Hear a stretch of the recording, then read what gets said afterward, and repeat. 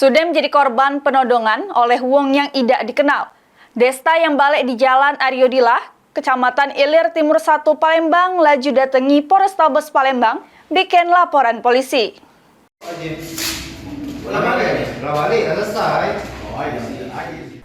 Nasib apes yang dialami Desta yang balik di Jalan Aryodila, Kecamatan Ilir Timur 1 Palembang, sudah menjadi korban penodongan oleh wong tidak dikenal.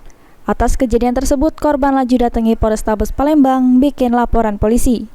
Kejadiannya bermula korban yang sedang duduk di Taman TVRI Jalan POM 9, Kecamatan Ilir Barat 1 Palembang, sekira jam setengah 5 subuh.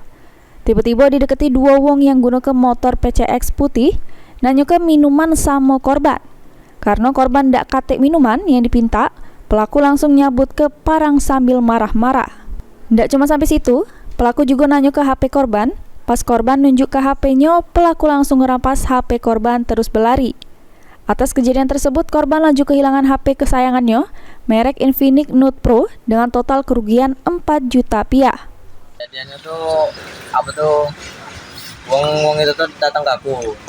Jam berapa tuh malam tuh jam berapa? Jam setengah 5 subuh. Subuh, terus nanya ke apa awalnya dideketin? Nanya tuh ada minum tak kak?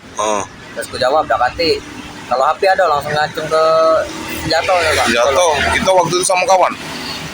Kalau yang ini? Kamu? Kalau korban? aku sama kawan. Kawan, nah pelaku berapa wong? 2 Pak. Oke, apa dia? Motor PCX. CS, jadi handphone yang dirampas apa?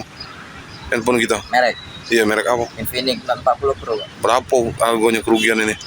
Sekitar kalau itu 2,8. Dengan adanya laporan ini kita harapan gitu ke polisi, cak mana?